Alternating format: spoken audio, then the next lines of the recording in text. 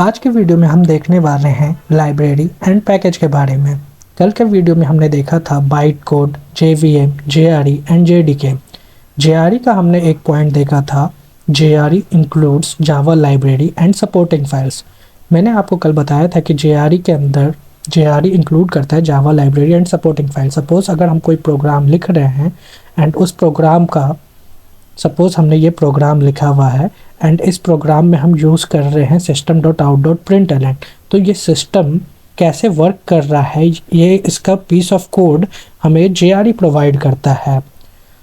उसी के बारे में अभी हम लोग बात करने वाले हैं कि लाइब्रेरी और पैकेजेस होते कहाँ से। ये जो हम लोग यूज़ करते हैं सिस्टम, स्कैनर, ये सारे क्लास हम लोग जो यूज़ करते हैं वो कहाँ प्रेजेंट होते हैं, उसको वहाँ से हम लोग कैसे यूज़ कर सकते हैं।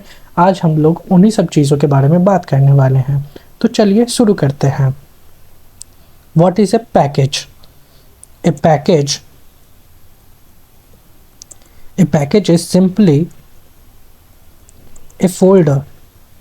A package is simply a folder used to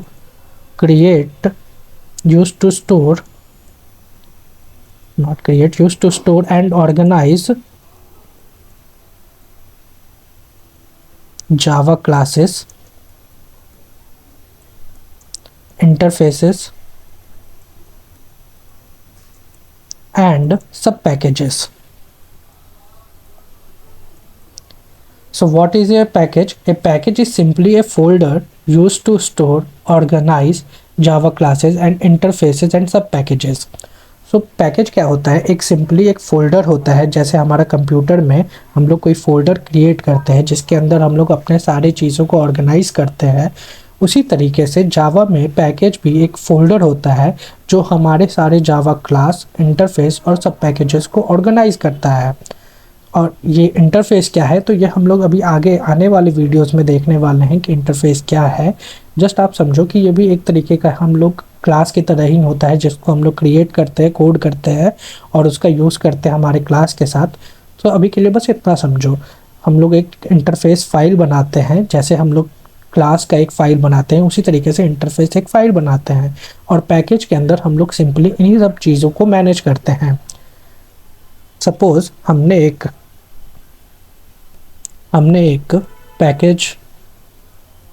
बनाया पैकेज स्टूडेंट, ठीक है। ये एक स्टूडेंट फोल्डर बन गया है। अब इसके अंदर हम लोग क्या करेंगे, स्टूडेंट रिलेटेड सारे डिटेल्स स्टोर करेंगे कि वो कब कौन से क्लास में गया, कौन से सेक्शन में गया, वो सारे डिटेल्स हम लोग स्टोर करेंगे। कैसे स्टोर करेंगे? हम लोग एक क्लास क्रिएट करेंगे स्टूडेंट नाम का, जो स्टूडेंट फोल्डर के अंदर प्रेजेंट होगा। अब यहाँ पे हम लोग स्टूडेंट का जो भी ये रोल नंबर होगा, जो भी क्लास होगा, अभी वो किस क्लास में प्रेजेंट है, उसी हिसाब से हम अपने वेरिएबल क्रिएट करेंगे एंड उनको मैनेज करेंगे। सो पैकेज क्या होता है? It is simply a folder use to create and organise Java class, interface and sub package. Now come to how many types of package we have. Types of packages. So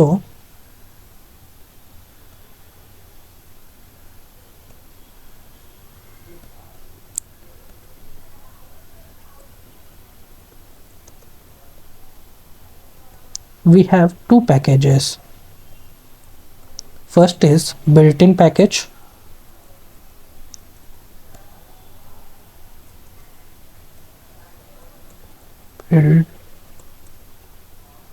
In packages. Second one is user defined package.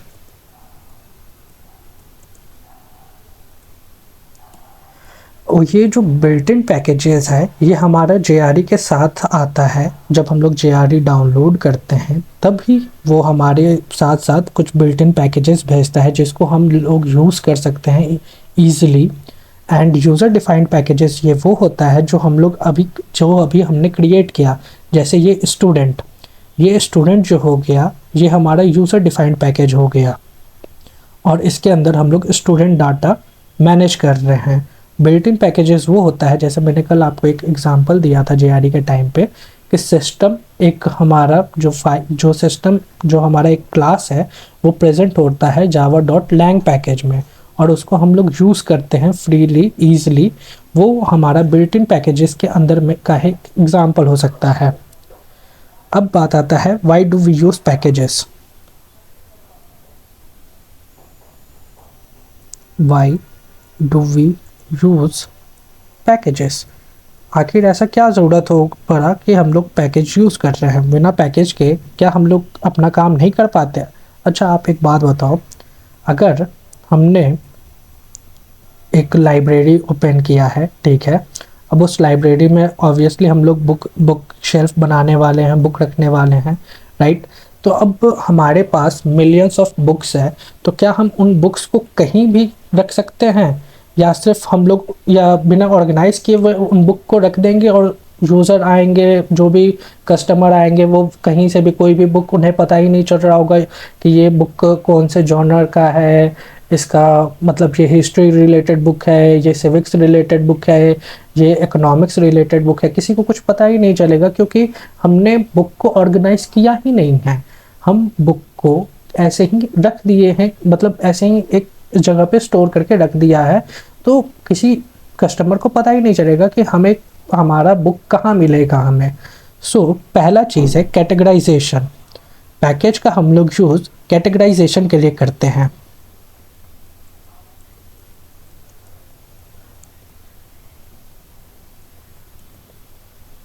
अब इस categorisation में क्या होता है कि ये help करता है कि हम लोग को सिमिलर जो चीज़ होगा वो एक साथ रखने के लिए। कैटेगराइजेशन में जस्ट सपोज मैंने आपको अभी एग्जांपल दिया था बुक का, तो हम लोग एक इकोनॉमिक्स का एक रो बनाएंगे जहाँ सिर्फ हमारे इकोनॉमिक्स रिलेटेड बुक होंगे, तो वो होता है हमारा कैटेगराइजेशन। पहला why do we use packages, first because of categorisation, कि हम लोग सारे अपने क्लासेस को एक कैटेगरी में डिवाइड कर देंगे जिससे कि हम लोग को ईजी हो हमें आइडेंटिफाई करने में कि हमारा इस फंक्शन का जो भी हमारा क्लास है वो किस कैटेगरी में जाना चाहिए। जस्ट सपोज हम लोग एक कंपनी के लिए प्रोग्राम बना रहे हैं, कंपनी के लिए वेबसाइट बना रहे हैं, तो कंपनी में हमारा डिपार्टमेंट होगा, फाइनेंस होगा, एचआर होगा, एम्प्लॉयज़ होंगे।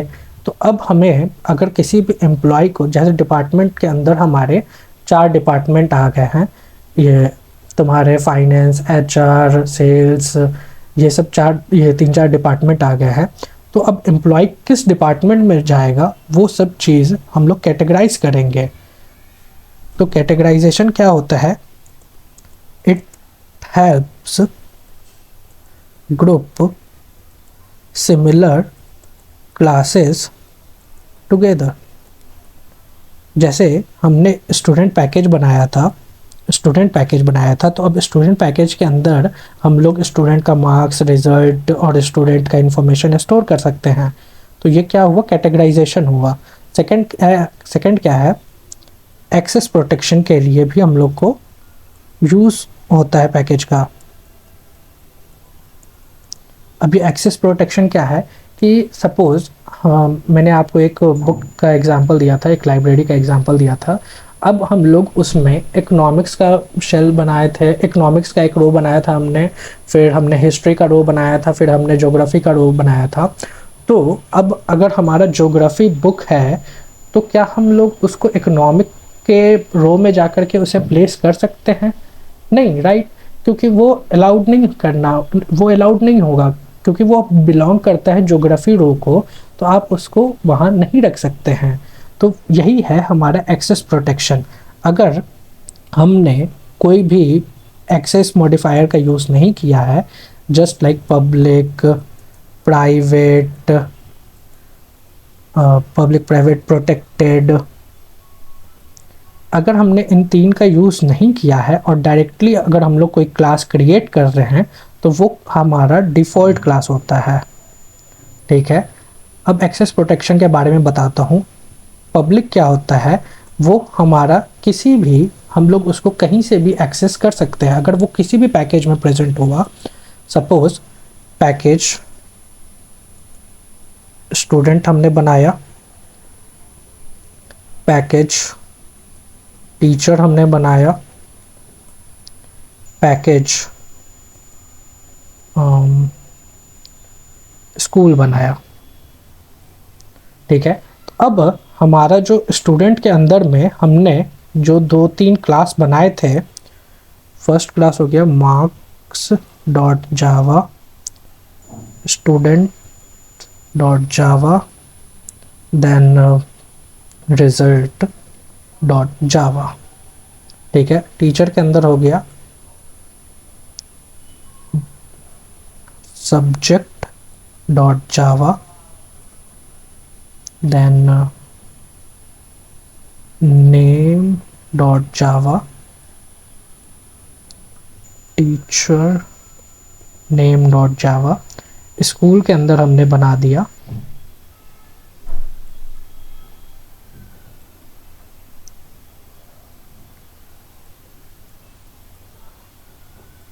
Teacher dot Java. ठीक है, अब हमारा हमने 3 पैकेजेस क्रिएट किए हैं, स्टूडेंट पैकेज, टीचर पैकेज और स्कूल पैकेज। अब हमारे टीचर पैकेज के अंदर 2 हमने क्लास बनाए हैं, सब्जेक्ट और teacher name class, and package के अंदर हमने टीचर क्लास बनाया है। वही हमने स्टूडेंट के अंदर मार्क्स, स्टूडेंट और रिजल्ट का क्लास बनाया है। ठीक है, अब यहाँ पे आप लोग देख रहे होंगे कि ये तीन क्लास हो गए, ये 2 क्लास हो गया और ये 1 क्लास है। ठीक है, अगर सपोज हमारा मार्क्स डॉट जावा को हमने पब्लिक बनाया है, पब्लिक क्लास बनाया है। ठीक है, सपोज उसको हमने ऐसे बनाया, public class marks dot Java. ठीक है, अगर हमने ऐसे पब्लिक क्लास मार्क्स ऐसे करके क्रिएट किया है, ठीक है, तो अब ये जो मार्क्स होगा वो क्या होगा, वो टीचर भी एक्सेस कर सकता है ये मार्क्स डॉट जावा को, टीचर भी ये मार्क्स डॉट जावा को एक्सेस कर सकता है, ये टीचर पैकेज के अंदर भी एक्सेसिबल है, और ये स्कूल पैकेज के अंदर भी मार्क्स डॉट जावा एक्सेसिबल है। मैं ये नहीं बोल रहा हूँ कि यहाँ पे वो क्रिएट हो जाएगा, वो एक्सेसिबल है, मतलब यूज़ हो सकता है, वो टीचर पैकेज के अंदर भी यूज़ हो सकता है, वो स्कूल पैकेज के अंदर भी यूज़ हो सकता है। ठीक है, क्योंकि हमने उसे पब्लिक एक्सेस मॉडिफायर दिया हुआ है, इसी वजह से वो जा कर के हमारा वहाँ पे भी टीचर पैकेज में भी और स्कूल पैकेज में भी यूज़ हो सकता है। अब सपोज़ हमने जो स्टूडेंट डॉट जावा बनाया है वो हमारा उसके लिए हमने कोई भी एक्सेस मॉडिफायर का यूज़ नहीं किया है। तो अगर हम लोग डायरेक्टली क्रिएट करते हैं class students dot class students, ठीक है, अब हमने डायरेक्टली ये क्रिएट किया है, इसका हमने कोई भी एक्सेस मॉडिफायर नहीं दिया हुआ है, यह हमारा सिंपल क्लास स्टूडेंट्स बनाया है। तो अब ये जो स्टूडेंट डॉट जावा फाइल होगा वो एक डिफ़ॉल्ट फाइल हो जाएगा, और ये जो डिफ़ॉल्ट होता है एक्सेस मॉडिफायर, ये सिर्फ और सिर्फ हमारे स्टूडेंट पैकेज के अंदर ही यूज़ कर सकते हैं। तो हम लोग मार्क्स के अंदर भी स्टूडेंट का यूज़ कर सकते हैं, रिजल्ट के अंदर भी स्टूडेंट का यूज़ कर सकते हैं by creating their object, but हम लोग टीचर पैकेज के अंदर इस स्टूडेंट क्लास का यूज़ नहीं कर सकते हैं by creating their object also, हम लोग उसके ऑब्जेक्ट बना करके भी उसको यूज़ नहीं कर सकते हैं। एंड ये जो प्रोटेक्टेड होगा, सपोज ये जो प्रोटेक्टेड होगा वो हम लोग किसी भी आउटर क्लास को नहीं यूज़ कर सकते, किसी भी आउटर क्लास के साथ उस प्रोटेक्टेड का यूज़ नहीं कर सकते हैं, हम लोग इसको सिर्फ और सिर्फ इनर क्लासेस के साथ यूज़ कर सकते हैं। प्राइवेट का जो है, प्राइवेट अगर हमने किसी भी क्लास में लगाया है, अगर सपोज हमने रिजल्ट डॉट जावा को प्राइवेट बनाया है, प्राइवेट क्लास रिजल्ट, ठीक है, तो अब ये जो क्लास क्रिएट होगा रिजल्ट, वो ना ही हमारा स्टूडेंट यूज़ कर सकता है, ना ही हमारा मार्क्स यूज़ कर सकता है, ना ही हमारे सब्जेक्ट यूज़ कर सकते हैं, ना ही हमारा teacher name. So in like I want to summarise this, if I want to summarise this, तो ये प्राइवेट जो है वो कोई भी एक्सेस नहीं कर सकता है, ना ही इन देयर ओन पैकेज और ना ही आउटसाइड ऑफ देयर पैकेज। इस result डॉट जावा को कोई भी यूज़ नहीं कर सकता है. So maybe you guys might have understood about the access protection. Now third is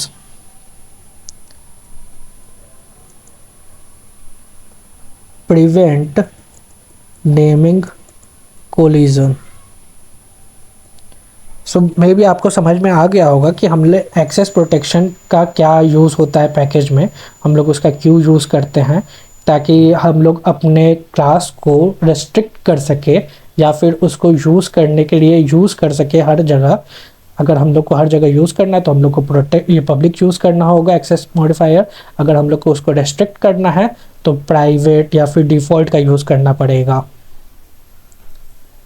अब आते हैं हम लोग थर्ड पॉइंट पे, प्रिवेंट नेमिंग कोलिजन. सपोज हमने दो फाइल बनाया है, स्टूडेंट डॉट जावा, ये एक फ़ाइल हो गया, एक और फाइल हमने बना दिया है स्टूडेंट डॉट जावा. तो अब ये दोनों का नाम सेम है, इस कारण से कॉन्फ्लिक्ट अराइज हो सकता है कि ऑलरेडी एक फ़ाइल प्रेजेंट है तो आप दूसरा क्यों क्रिएट कर रहे हो. तो इसको बचाने के लिए हम लोग क्या करेंगे, इस स्टूडेंट डॉट जावा को हम लोग स्टूडेंट क्लास में, स्टूडेंट पैकेज में क्रिएट कर देंगे. एंड जो सेकंड वाला है उसे हम लोग स्कूल पैकेज में क्रिएट कर देंगे. सो फर्स्ट वन जो हमारा स्टूडेंट है वो हमारा स्टूडेंट डॉट जावा जो है वो स्टूडेंट पैकेज के अंदर है, जो सेकंड वाला स्टूडेंट डॉट जावा है वो स्कूल पैकेज के अंदर है. तो अब यहाँ पे नेमिंग कोलिजन नहीं होगा क्योंकि वो दोनों अलग अलग फोल्डर में हैं. अगर आप सपोज करो आपके घर में किसी का शादी हुआ है, आपके पास उनके सारे इमेजेस और वीडियोस आए होंगे, तो आपका तिलक, बारात, रिसेप्शन, ये तीन अलग फोल्डर होगा और तीनों फोल्डर के अंदर इमेज एंड वीडियो का अलग फोल्डर होगा. तो वो नेमिंग कोलिजन नहीं हो रहा है ना वहाँ, क्योंकि हमने अलग अलग फोल्डर में सेम नाम रखे हैं. एक ही फोल्डर में दो नाम नहीं रखे हैं, हमने अलग अलग फोल्डर बना करके उनका नाम क्रिएट किया हुआ है. So by the help of package we can prevent the naming collision also. Now let's move to the better maintenance. Now next point is better maintenance.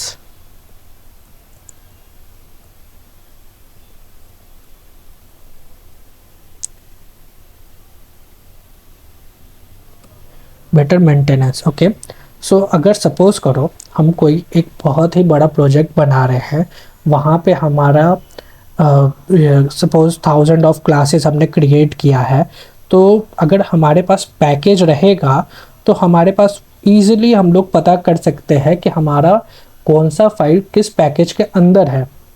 Suppose हमने एक प्रोजेक्ट बनाना है, ठीक है. उस प्रोजेक्ट का अगर हम लोग नाम देख रहे हैं स्टूडेंट मैनेजमेंट सिस्टम, ठीक है, ये हमारे प्रोजेक्ट का नाम है. अब स्टूडेंट मैनेजमेंट सिस्टम में हमारा स्टूडेंट क्लास होगा, फिर रोल नंबर क्लास होगा, फिर सेक्शन क्लास होगा, फिर स्कूल क्लास होगा, फिर टीचर क्लास होगा, फिर सब्जेक्ट क्लास होगा. ये इतने सारे क्लासेस हैं. तो क्या हम लोग उसको direct student management system project के अंदर एक ही फाइल के अंदर बना करके एक ही प्रोजेक्ट के अंदर नाम डाल दें, या फिर अगर बेटर होगा हमने स्टूडेंट का अलग पैकेज बनाया, मार्क्स का अलग पैकेज बनाया, रिज़ल्ट का अलग पैकेज बनाया एंड टीचर्स का अलग पैकेज बनाया, एंड इन सारे पैकेज के अंदर जा करके हम लोग वो फाइल क्रिएट करते हैं. स्टूडेंट डॉट जावा, मार्क्स के अंदर गया तो मार्क्स डॉट जावा, फिर रिज़ल्ट के अंदर आया तो रिज़ल्ट डॉट जावा, फिर टीचर के अंदर आया तो teacher dot Java. So in future अगर आपसे कोई पूछेगा कि तुमने जो स्टूडेंट मैनेजमेंट सिस्टम के अंदर जो टीचर फाइल बनाया है क्या तुम मुझे वो सेंड कर सकते हो, तो आप इजीली सेंड कर पाओगे, क्योंकि आप डायरेक्ट जाओगे टीचर पैकेज के अंदर, वहाँ आपका टीचर डॉट जावा होगा ऑलरेडी प्रेजेंट, तो आप डायरेक्टली जा करके उसे ये फाइल सेंड कर सकते हो. बट अगर हमारा 1000 ऑफ फाइल्स हमने क्रिएट किए होंगे, डॉट जावा फाइल्स हमने क्रिएट किए होंगे, प्रोग्रामिंग फाइल्स जो क्रिएट किए होंगे। अब अगर उसमें से किसी एक ने भी अगर आपसे पूछा होता कि टीचर का फाइल मुझे भेजो, तो आप कैसे भेजते? अगर वो तो पॉसिबल ही नहीं है, आपको एक एक फाइल को जाकर के चेक करना पड़ता कि आपका टीचर फाइल है कहाँ पे। उससे उस चीज़ को बचने के लिए हमने ये पैकेज का यूज़ करके उसको अच्छे से मेंटेन किया है। तो this is our fourth point, better maintenance. Now come to the next point, modularity. So what is modularity?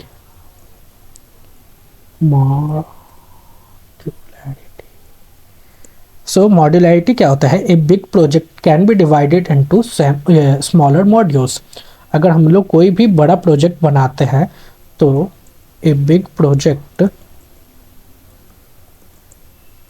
Can be divided into smaller modules.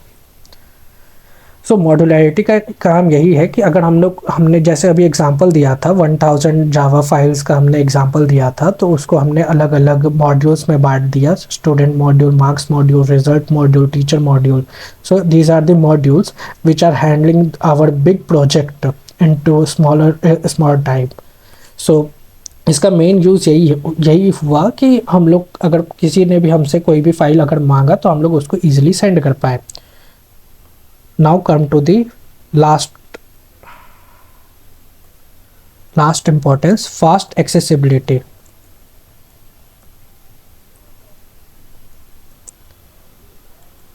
If you need a class, you immediately know where to find it. जैसे कि मैंने आपको बताया था कि अगर हमें 1000 of classes है हमारे प्रोजेक्ट में, तो अगर आपको उसमें से टीचर्स डॉट जावा को ढूंढना होगा, सर्च करना होगा, तो आप कहाँ करोगे? आप डायरेक्टली टीचर मॉड्यूल पे आओगे, वहाँ जा कर के आपको टीचर डॉट जावा फाइल मिल जाएगी। So these are our importance of using the package. First one is categorisation. Second one is access protection, ताकि कोई और उसको यूज़ ना कर पाए, हम लोग उस पर एक्सेस लगा करके उसको रेस्ट्रिक्ट कर सके।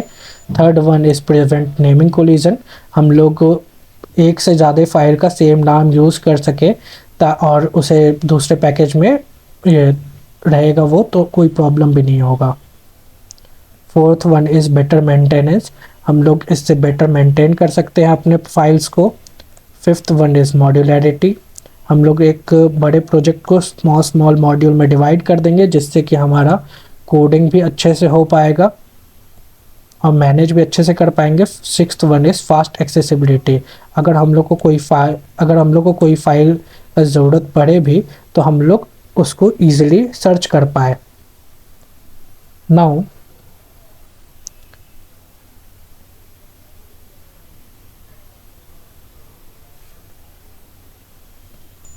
अब हम लोग कुछ रूल्स देखते हैं।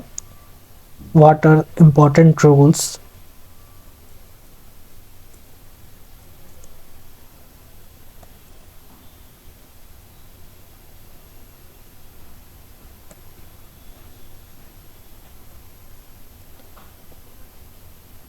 So first rule is package declaration is compulsory. First rule is package declaration is compulsory. अगर हम लोग कोई भी क्लास क्रिएट कर रहे हैं तो हम लोग को उसके पैकेज को डिक्लेयर करना होगा, ताकि हम अपने कंपाइलर को बता सके, क्योंकि कंपाइलर का मैंने आपको बताया था कि वो 1 बाय 1 चेक करेगा सिंटैक्स क्या होता है कि हमारा कुछ ये set of rules that compiler need to check. So उसी में हमने अगर पहला लाइन अगर हमने पैकेज डिक्लेयर नहीं किया होगा तो हमारे कंपाइलर को पता ही नहीं चलेगा कि ये जो फाइल है, ये सपोज़ हमने एक स्टूडेंट फाइल बनाया, क्लास स्टूडेंट, एक स्टूडेंट फाइल बनाया और हमने इसका अभी तक कोई पैकेज डिक्लेयर नहीं किया है, तो कंपाइलर हम लोग को डायरेक्ट एरर आकर के शो करेगा that this class does not belong to any package, so please create any package and place it inside it. ये हमारा कंपाइलर एरर थ्रो करेगा इस टाइप का। So first rule is package declaration is compulsory. Now the second rule is package statement must be first. So second rule is package statement must be first. So अगर आपने कोई class create किया है, class student अगर आपने create किया है, तो आपको सबसे पहले बताना होगा, सबसे फर्स्ट लाइन जो आपके कोडिंग का जो फर्स्ट लाइन होगा वो पैकेज होगा, पैकेज स्टूडेंट।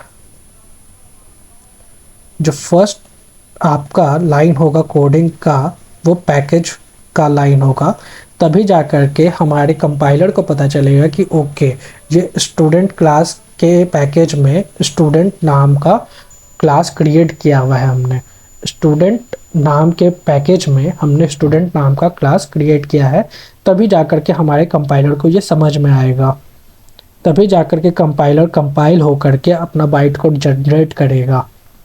बाइट कोड भी वो सेम पैकेज के अंदर ही जनरेट करेगा। नाउ थर्ड रूल इज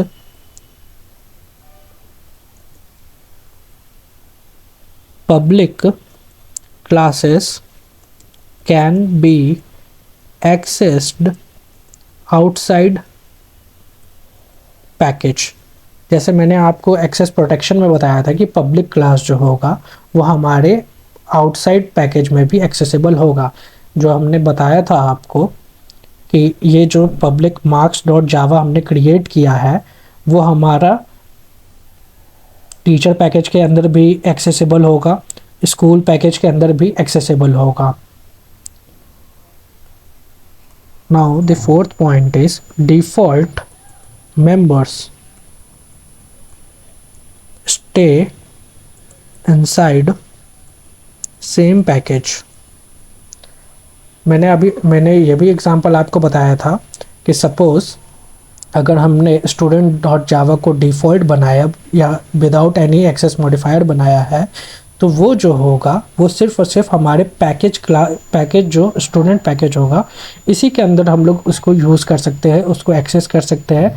चाहे तो वो मार्क्स के अंदर एक्सेसिबल होगा, चाहे तो वो रिज़ल्ट के अंदर एक्सेसिबल होगा, बट उसको आउटसाइड ऑफ द पैकेज हम लोग एक्सेस नहीं कर सकते। स्टूडेंट के अंदर टीचर पैकेज के अंदर हम लोग एक्सेसिबल नहीं होगा। वो जो भी हमने डिफ़ॉल्ट क्लास बनाया होगा वो सिर्फ और सिर्फ सेम पैकेज के अंदर ही एक्सेसिबल होगा। Now the fifth rule is accessing class from another package। यह हमारा फिफ्थ रूल है कि हम लोग कोई भी क्लास को दूसरे पैकेज के कोई भी क्लास को यूज़ कर सकते हैं। जैसे मैंने आपको एक एग्जांपल अभी बताया था, इसी एग्जांपल को लेते हैं।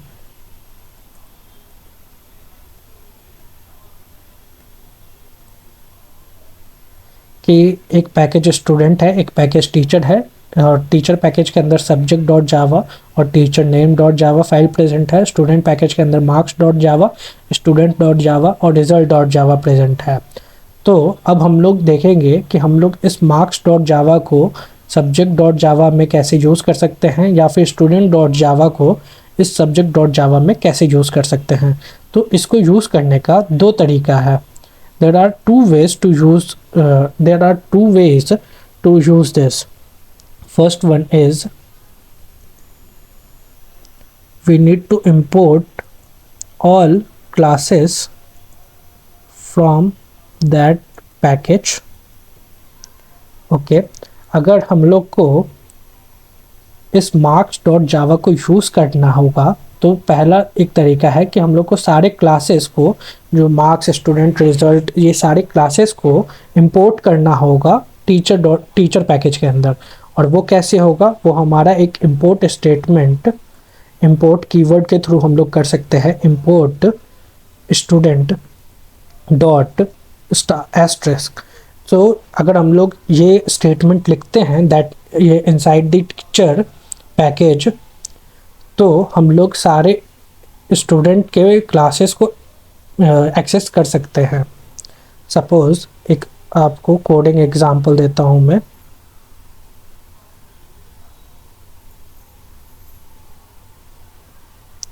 ठीक है, पहला मैंने आपको क्या रूल बताया था कि पैकेज को, ये पैकेज के लिए package should be the first line, package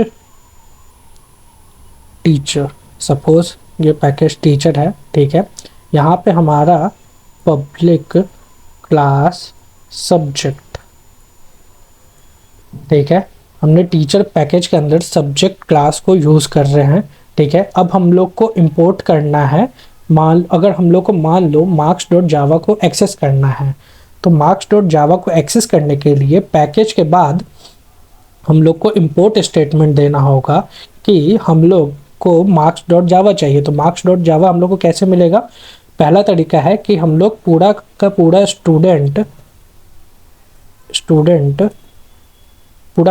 student package को ही इंपोर्ट कर लेते हैं ये टीचर पैकेज के अंदर। अगर पूरे ये स्टूडेंट पैकेज को इंपोर्ट करना होगा तो हम लोग को उसके बाद डॉट स्टार यूज़ करना चाहिए, तब जा कर के हमारा पूरा जितने भी क्लास हमने क्रिएट किए हैं स्टूडेंट के अंदर वो यूज़ कर सकते हैं। बट इसमें भी अगर आपको ध्यान रखना होगा कि प्राइवेट एंड डिफ़ॉल्ट आप यूज़ नहीं कर पाएंगे। भले आपने यूज़ किया हुआ हो डॉट स्टार या कुछ भी, बट आप प्राइवेट और डिफ़ॉल्ट को यूज़ नहीं कर पाएंगे। आप सिर्फ और सिर्फ मार्क्स डॉट जावा को ही यूज़ कर पाएंगे। बट ये सारे फाइल आपके इंपोर्ट हो जाएंगे, बट आप यूज़ सिर्फ मार्क्स डॉट जावा को ही करेंगे। और मार्क्स डॉट जावा को यूज़ करने के लिए आपको पहले एक पब्लिक, आप डायरेक्टली यहाँ पे कंस्ट्रक्टर के अंदर भी यूज़ कर सकते हैं, या फिर चलो एक मेथड के अंदर यूज़ करते हैं, public static void main string arguments. यहाँ पे हमने marks is equals to new marks, यहाँ हमने एक ऑब्जेक्ट क्रिएट कर लिया है मार्क्स का, और हम लोग यूज़ कर पाएंगे ईजिली। सो पहला तरीका क्या है? Import all classes from that package, and second way is import specific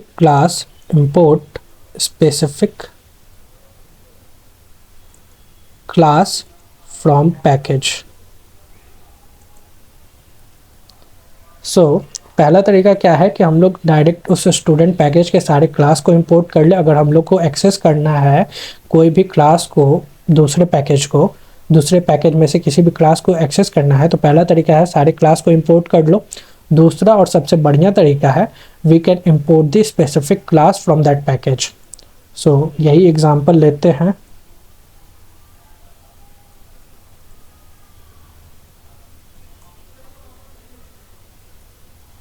and बस यहाँ पे हम लोग को स्टूडेंट डॉट मार्क्स यूज़ कर देना है कि हमारा, अब इसका मतलब क्या हुआ, जब कंपाइलर रन करेगा तो वो पहले जाएगा पैकेज टीचर के लाइन पे, यहाँ पे आकर के वो बोलेगा कि अच्छा ठीक है, ये हमारा टीचर पैकेज के अंदर का, टीचर फोल्डर के अंदर के बारे में बात होने वाला है इस फाइल में।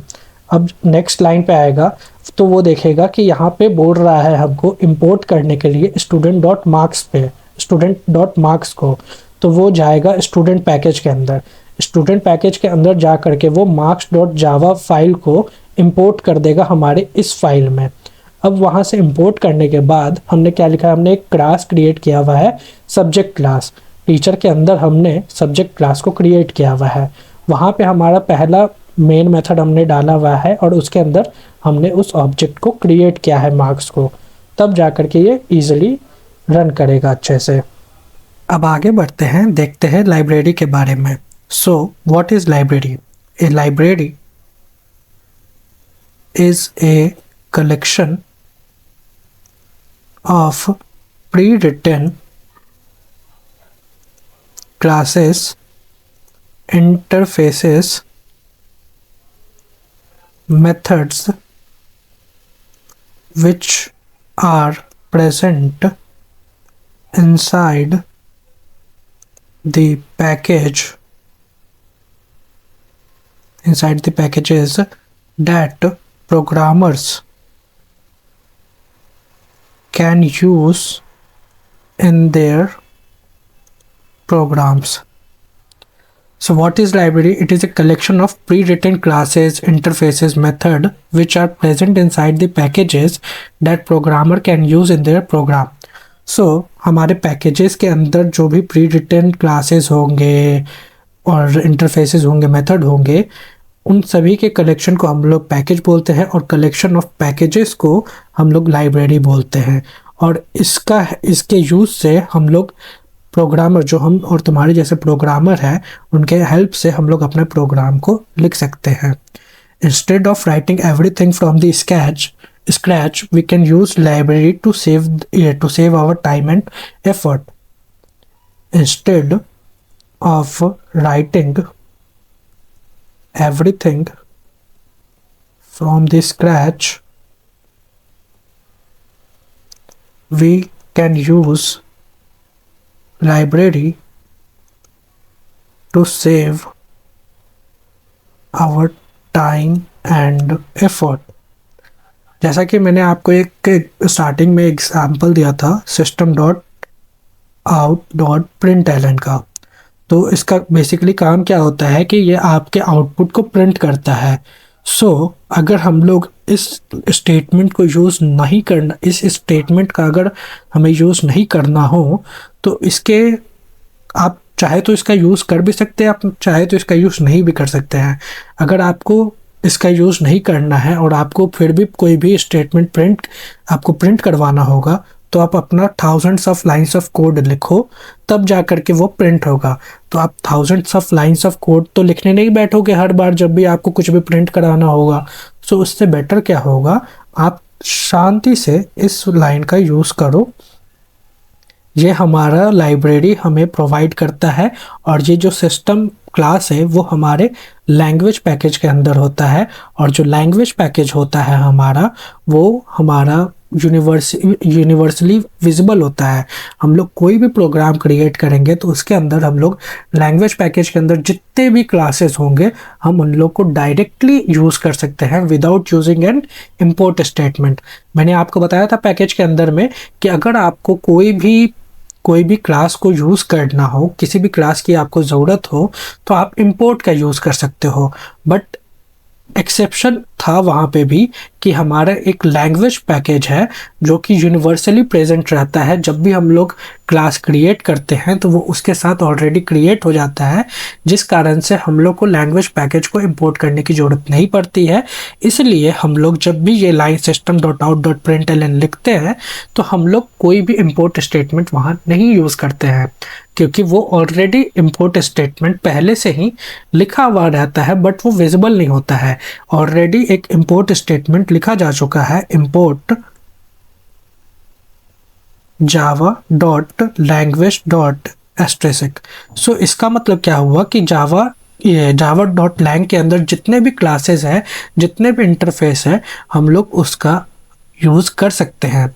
हम लोग को उसको ये यूज़ करने के लिए कोई इंपोर्ट स्टेटमेंट लिखने का ज़रूरत नहीं रहता है, क्योंकि वो ऑटोमेटिकली लिखा रहता है, बस वो हिडन रहता है। ठीक है, तो इसी वजह से हम लोग system.out.println लिखते हैं तो कोई ये इंपोर्ट स्टेटमेंट का यूज़ नहीं करते हैं। अदरवाइज इसके अलावा जो भी लैंग्वेज पैकेज के अलावा हम लोग कोई दूसरा पैकेज यूज़ करेंगे तो उसके लिए हमें इंपोर्ट स्टेटमेंट देना ज़रूरी है।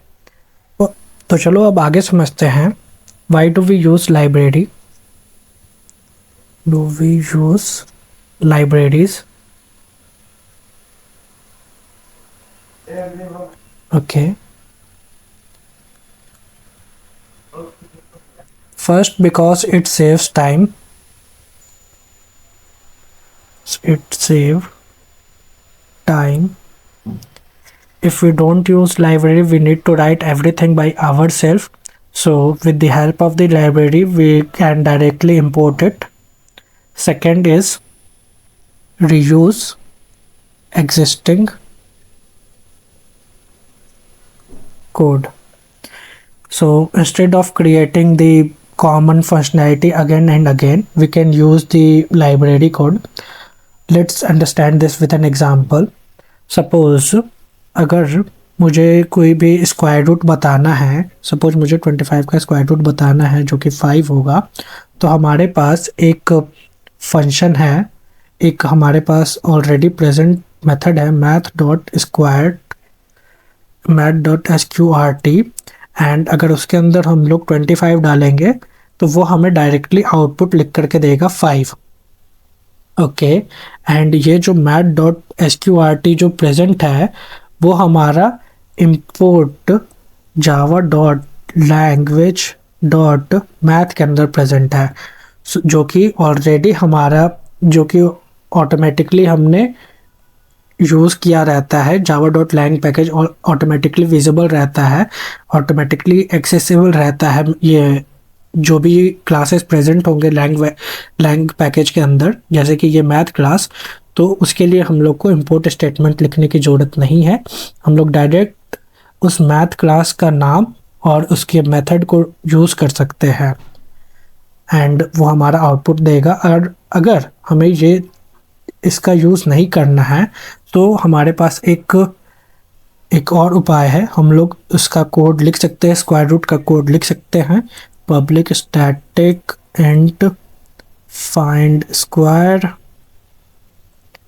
int num for int I is equals to 1, I less than equals to num I plus plus if I into I equals to num, then return I,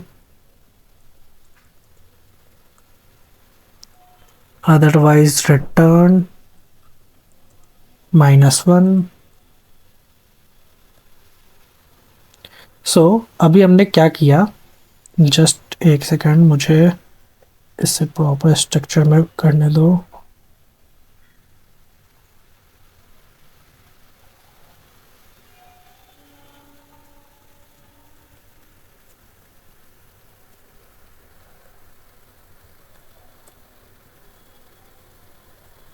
सो अगर हम लोग इसका यूज़ नहीं करना चाहते, math.sqrt मेथड का यूज़ नहीं करना चाहते हैं, तो हमें इतने लाइंस ऑफ कोड लिखने पड़ेंगे हर बार जब भी हमें स्क्वायर रूट निकालना होगा. और अगर हम लोग इस इतने बड़े मेथड को स्किप करना चाहे तो हम लोग डायरेक्ट math.sqrt करके स्क्वायर रूट ऑफ 25 निकाल सकते हैं. सो हमारा सेकेंड पॉइंट क्या था, reuse of existing code. Reusing this existing code, we are reusing this existing code. Now let's see the third point, reduce. It reduces the development cost.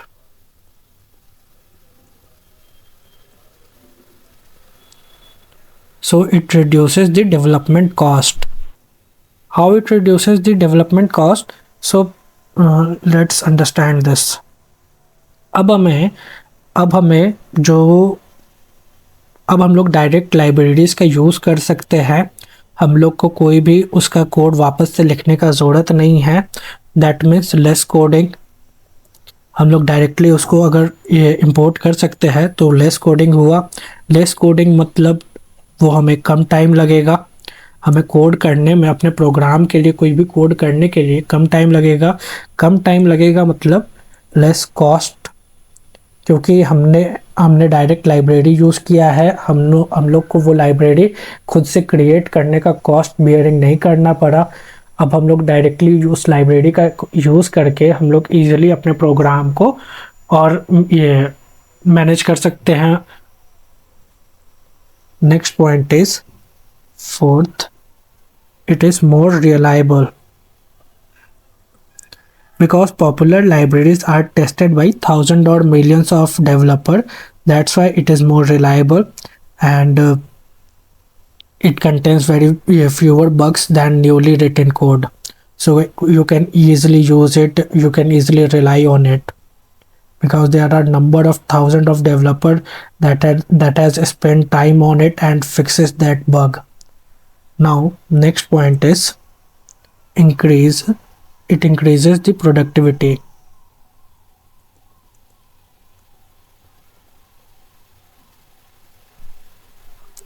So developer can focus on the business logic instead of writing the basic utilities. Now we don't need to write the printing code, we don't need to write this square root code, we don't need to write the input code, we don't need to write the output code. Just we need to focus on our business logic. Now next is types of libraries. अभी जो हमने देखा था why do we use library, first one because it save time, हम लोग directly import कर सकते हैं. Second one reuse the existing code, अगर कोई भी कोड लिखा जा चुका है तो why to waste time in writing the new and the same code. First it will take your time to write the code. Second one, you will be not sure that this is the accurate or the optimized code. So why to waste your time? Directly use that method. Third one, it reduce the development code, क्योंकि coding हम लोग को कम करने की ज़रूरत होगी, हम लोग को हमारा टाइम कम लगेगा, टाइम कम लगा तो हमारा कॉस्ट कम लगेगा. And fourth one, it is more reliable, क्योंकि थाउजेंड्स ऑफ डेवलपर ने ये उसको रिव्यू किया होगा. Fifth one, it increase the productivity, हम लोग और भी ये फालतू का टेंशन छोड़ करके कोई भी कोड बेसिक से फ्रॉम द स्क्रैच से लिखने का टेंशन छोड़ करके हम लोग अपने बिजनेस लॉजिक पे ही डायरेक्टली फोकस कर सकते हैं. By this way we can use library. Now let's come to types of library.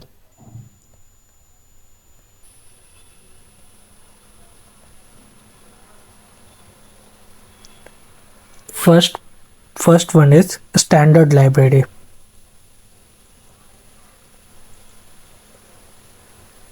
Second one is third party library.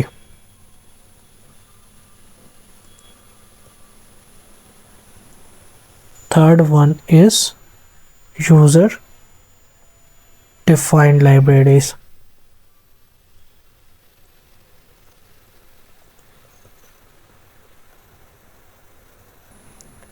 सो ये जो फर्स्ट वन स्टैंडर्ड लाइब्रेरी है इसी को हम लोग बिल्ट इन लाइब्रेरी कहते हैं. एंड ये हम लोग जब JRE डाउनलोड करते हैं तो ये लाइब्रेरी ऑटोमेटिकली JRE के साथ ही हमारे पास आता है. एंड इसके अंदर मैं आपको कुछ लाइब्रेरी के एग्जांपल्स दे देता हूँ जो कि आपको याद रखने पड़ेंगे. java.lang, ये कभी भी आपके इंटरव्यू में पूछ सकता है. java.util, name some libraries, java.io, java.net, java.sql.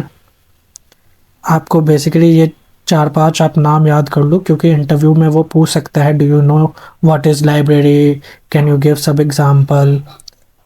Now let's come to the second type, third party library. ये जो लाइब्रेरी रहता है जब हम लोग कोई भी फुल स्टैक प्रोग्राम क्रिएट करना चाहते हैं तो हम लोग कोई भी फ्रेमवर्क का यूज़ करेंगे, जो सपोज हाइबरनेट, स्प्रिंग फ्रेमवर्क का यूज़ करेंगे तो उसके साथ जब हम लोग हाइबरनेट का यूज़ करेंगे तो कुछ हाइबरनेट के भी पैकेजेस आएंगे हमारे पास जिनका हमें यूज़ करना पड़ेगा. और कुछ जब हम लोग स्प्रिंग फ्रेमवर्क का यूज़ करेंगे तो कुछ स्प्रिंग फ्रेमवर्क के भी बिल्ट इन पैकेजेस होंगे. सो उन्हीं को हम लोग थर्ड पार्टी लाइब्रेरी कहते हैं कि वो these libraries are created by the other companies and we can use it for our project. And let's move to the third type, user defined library, a library that created by the user for their company or for their own purpose is called user defined libraries. So आज के लिए बस इतना ही.